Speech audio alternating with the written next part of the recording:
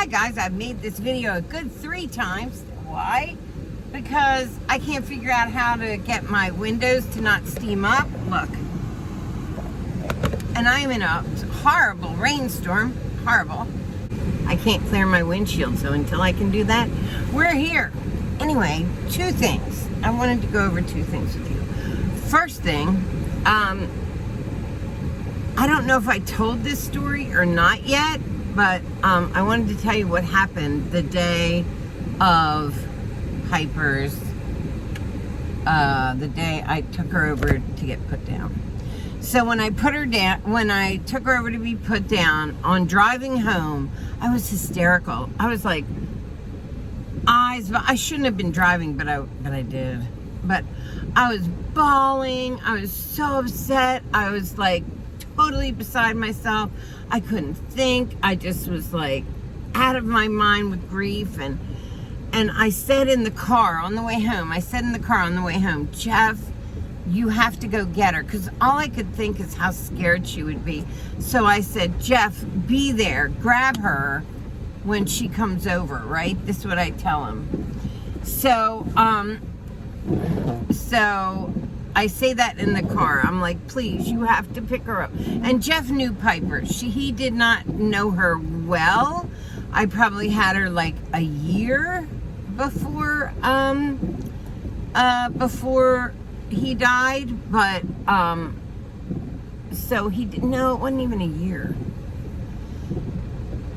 It was just a few months before he died that Piper was there. So that being said, I wanted him to go pick up Piper, but he was in love with Mabel, and Piper was more like a friend for Mabel, you know.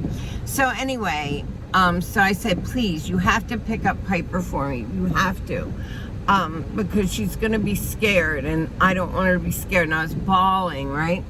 So then I said, and when you're done picking her up, let me know, like, tell me, say something, say my name, you know, anything. And I literally said, say my name. So then I go home and I'm crying off and on, and I'm just like so upset, and I'm laying in bed that night and I'm falling asleep. And we're gonna do like, if this is sleep to this top sleep, right? So I was like, all right, maybe halfway to sleep. And I had my eyes closed and they were swollen and scratchy. You know what I mean? When you've been crying and you're upset and you've got a headache and you just want to not be in reality at that moment. And all of a sudden I hear Paula. And my name, if you didn't know, my name is Paula Jean McGovern. That's where PJ comes from. So I hear Paula. So I'm like, but I was so tired and so fucked up from this thing that I was like, I don't want to address this. So if I'm halfway to sleep, I like nuzzled into the bed and pushed myself farther away from the sound of my voice, okay? And I didn't even remember the conversation I had in the car with Jeff, like to Jeff. And then I heard it again. So now I'm like here. I'm not asleep, but I'm in cozy dozy land. Like I'm like somewhere else. And I hear it again. I hear, oh, my windshield finally cleared. Okay, we're gonna drive. I hear Paula. But this time I was like, huh? And I come up about halfway awake. And now I'm like, not completely with it, you know, but I'm like, what's going on, like in my head? And then I hear Paula McGovern. Now, when Jeff would be mad at me, watching TV and didn't want to do whatever he was telling me to do or whatever, I would just like ignore him for a second. Like, no, it's not nice, but yes, it's true. And so I would like ignore him, and he would say, Paula McGovern. So the minute I heard that, I snapped to it. I was like, oh, and my eyes popped open and everything flooded back that I said, say my name, let me know you have her. And I was like, oh, honey, I'm here. I was like, I'm here, baby, I'm here. And I started crying again. I'm like, thank you so much, thank you. And I knew that he had gone and gotten her. That's my lane. So, Jeff has Piper, which puts me so much more at ease. So, I will one day see her again with Mabel and Jeff. Anyway, so, let me go back to, God, why did I leave now? It's pouring rain again. Anyway, so, let me tell you the other thing. So then last night, I was going through like all your comments, and can I just say, like, you guys are so fucking awesome.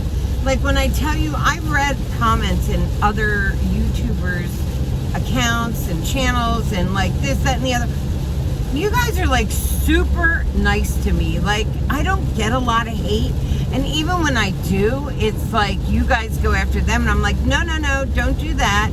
And I'll say something like, easy cowgirl, to whoever's like, easy, it's okay. Like, we don't want to promote any kind of hate here, right? Just don't phone me on Twitter. Sorry. Anyway, but the truth is, like, you guys are so fucking nice. And like, I don't know what I ever did to deserve people that nice. Like, I know, you want me out of the way, and I'm trying, but I can't even see. Hold on. Okay, I get back on the road because it finally cleared, and it starts pouring again. I'm supposed to be driving in this, I guess. So, anyway, this makes me nervous. Hold on. That was a crazy storm I just went through. Okay, so, anyway. So you're like so nice, like compared to so many other YouTubers' comments. Now, I don't have a ton of comments, but who I do have, I like hit the lottery. Like, you guys are like so fucking nice. You're way nicer than I am. Like, in my mind, you're like so good, and you like support me, and like, wow, like, well, you want to, like when I tell you, there are times in my life where like your words of encouragement and the things you say are so important to me because not everybody thinks like me or believes in me or believes what I do, or like they have a whole other reality in their mind that's fine. You don't have to, but I can't tell them stuff because they look at me like I got three heads, you know. And you guys listen, and it's just so supportive. So anyway, thank you. That's what I'm trying to say, for all of the sweet things you said to get me through my poor Piper's early death. Thank you. Okay, so one thing kept coming up in the comments though. I have this one video that is, what's it called? That's, it went like kind of viral, and it's Dollar Store Witchy Hacks. And the reason why I made it was because I had made a lot of videos with this company who were selling witchy boxes, and there's companies out there you can get boxes from, witchy boxes, but it was definitely pricey. It was $43. You got a lot for the $43. Do not get me wrong. I think it was worth the money, but $43 is a lot. It's a lot of money for people, you know. And if you're trying to just start being into witchcraft and stuff, that's a lot of money. I thought so too. I felt bad that, like, to get the boxes, people would say to me all the time, oh, well, when I get some money together, I'm gonna get, you know, a box. But it went by like all the pagan religions, like Beltane and Yule, and, you know, anyway, it would go around the wheel, which if you're a pagan, you know what I'm talking about. So that's how many boxes would come.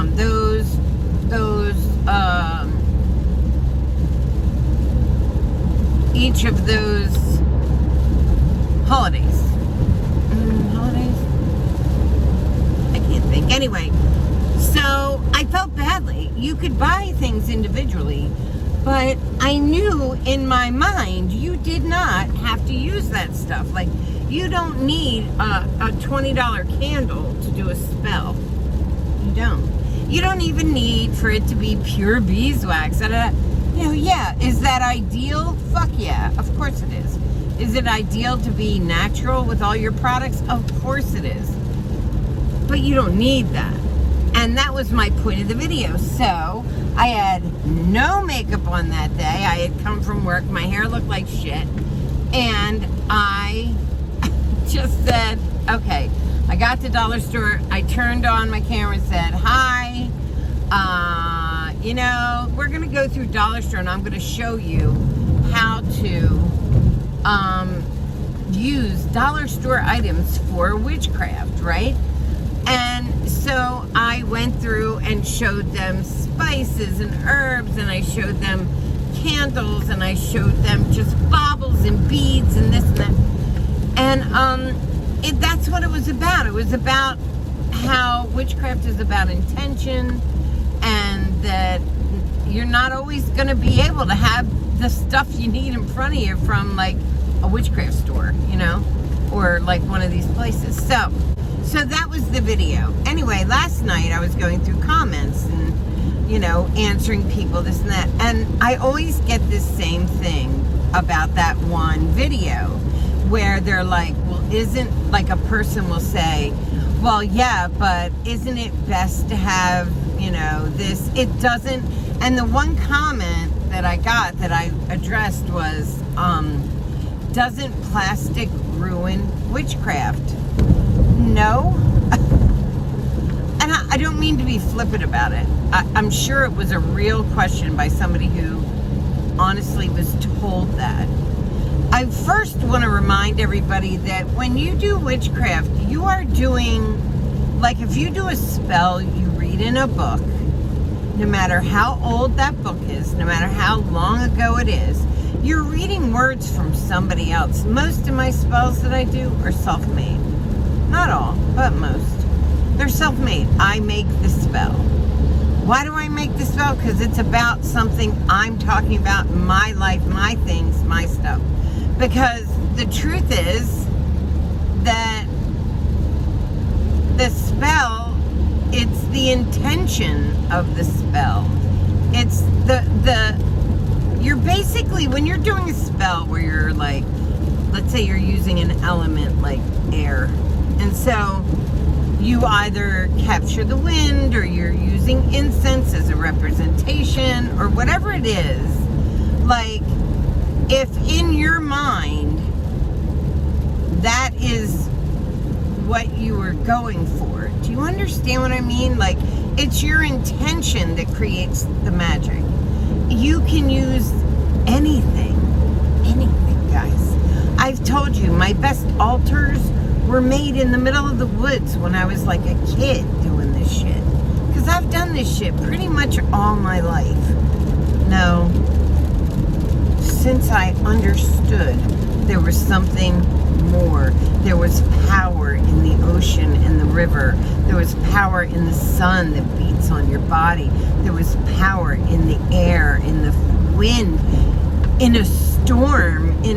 I recognized that very young. Whether that's crazy, not crazy, I did. And I remember being 7, 8, 9, and I would go out in like storms, and my mom, as long as it wasn't lightning, would let me. And I would like try to envelop. I would like put my arms out in the storm and the rain and the wind. Have you done that? Like as a little kid? Did you do that as a little kid? Because I don't think I'm alone in this. There's a power. You're in awe of the power of the environment around you and the nature around you. And yes, I used to go in the woods because we had Darby Creek was near my house, and I would go down there and I would put all this stuff together, and little stones and little twigs and stuff like that. And yeah, I did that. I did that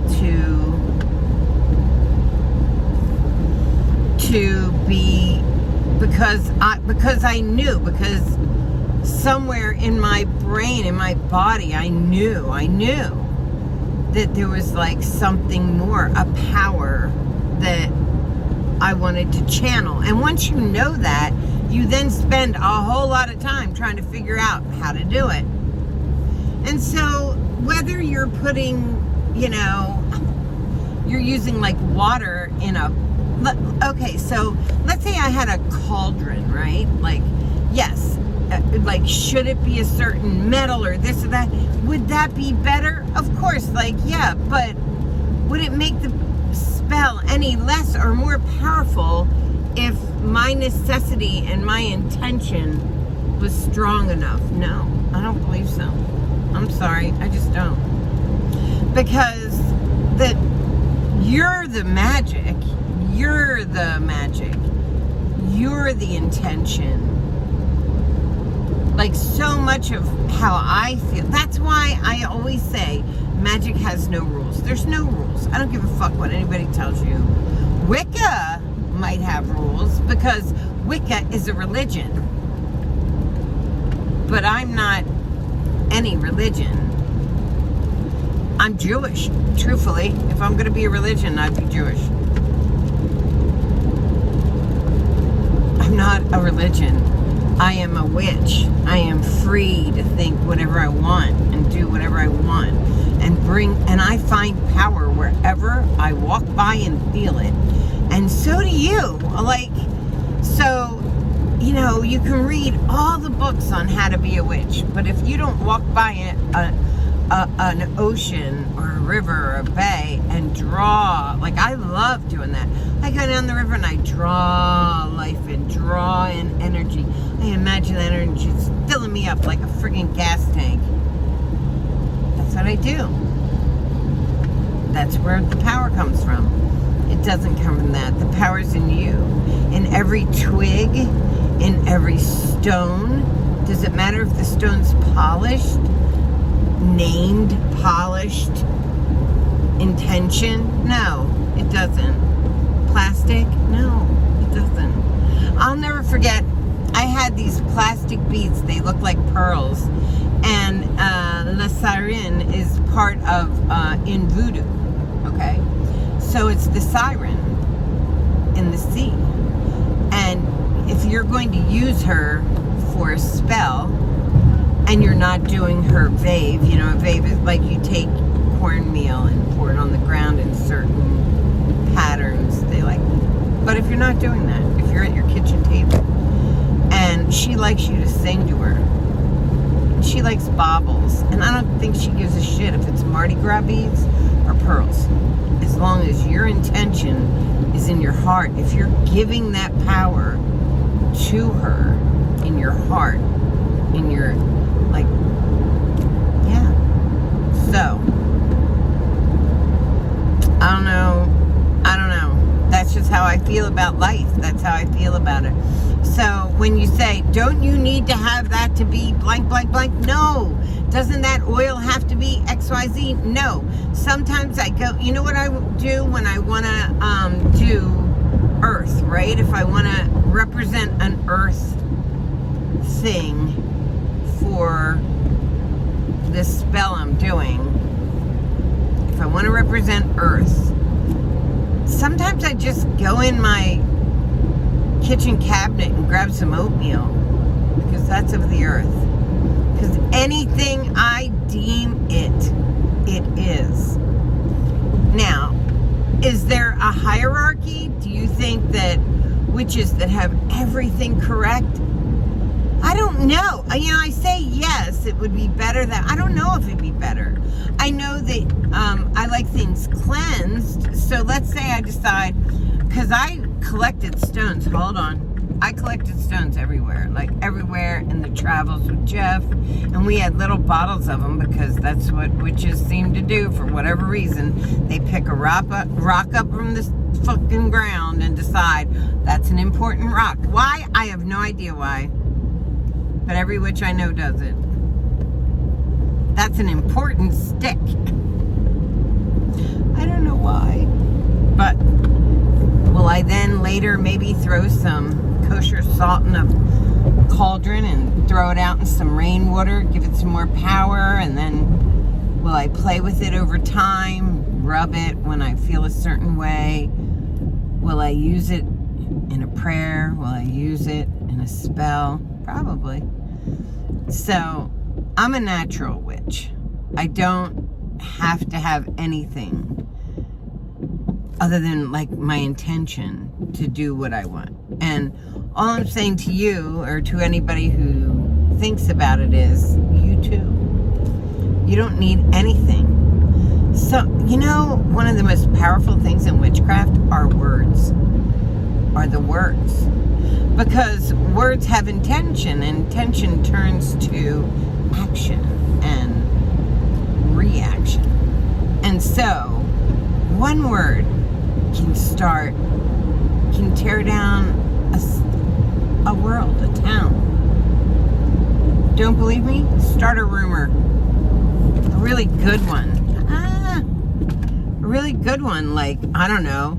Let's start a rumor that the president was really Trump and not Biden. How's that for a rumor? And let's let that get around and let people believe it, because that's the intention. The intention is people have to believe it. And then what happened? Where did the power balance go then? Oh, then these people who are, used to be normal. No, I shouldn't say that. These people, through somebody else's intention, through words of somebody else, goes to the Capitol. And some of them are going to be in jail for a really long time. Words have consequences. Words have intentions. Magic is completely manifestation, and words are the best way to manifest something, best way ever. And then you can add all the twinkle lights you want. Are they necessary? Sometimes, but honestly, I've sat in my car and repeated things over and over and over and over and over to force that change. So all I'm saying to you is the reason why dollar store witchy hacks works is there's just no rules in witchcraft. You can do whatever you want. Now, I have personal rules in witchcraft, not many, but some. I don't ever want to hurt somebody, so I pretty much start all of my spells saying, helping all, hurting none. Why do I say that? Does that do anything? Yes. It stops because those actions and reactions are going to happen, right? Because I believe that. And that's my intention in the spell. But I don't want anybody hurt on the side by accident. So I say those things, and you say, well, how do you know? How do you know? Because I said it. Because it's my spell and my intention. And in my spell, if it's going to hurt somebody, I'll cancel it out. That cancels it out. Do you see what I mean? So what's the most important thing in a spell is intention. That's going to get you everything you either want or, this hair in the rain. Anyway, enough. Do you understand? Like, that's how come dollar store witchy hacks works. It doesn't have to be the perfect stone. It just has to be the stone that calls you. It just has to be the twig that you bent and made into a symbol. It has to be. Do you know what I used to do with runes? I never had to do anything with the rune other than I would scratch it into myself for whatever was happening. Did I want a blessed day? I'd put Beleth in the middle of my chest. Did I want, or Bjork, I'm sorry, in the middle of my chest? Did I want to invoke money to me?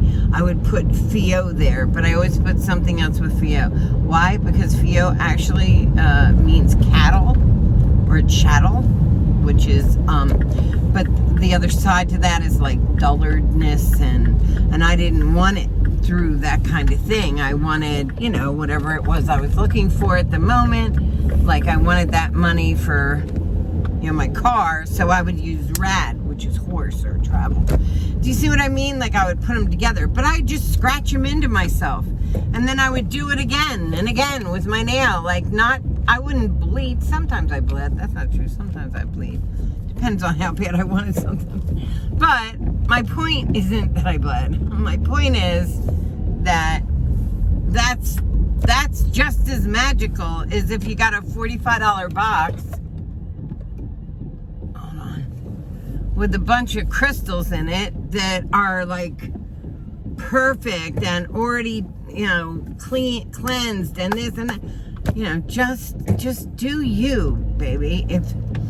If you're sitting there in your car because something has happened and you're upset or whatever, do you say, okay, how am I gonna fix this? What am I gonna do? Because it's your thing. I don't know. Anyway, I just wanted you to understand where I come from in this, that the magic is in a whisper of wind, a little bit of a grain of sand. More magic in a grain of sand. Like, doesn't that make you happy? It makes me so happy. In a splinter of wood. So much magic. All right. I hope you got what I say. I hope I conveyed that well. But I love you guys. I'll see you later. Bye.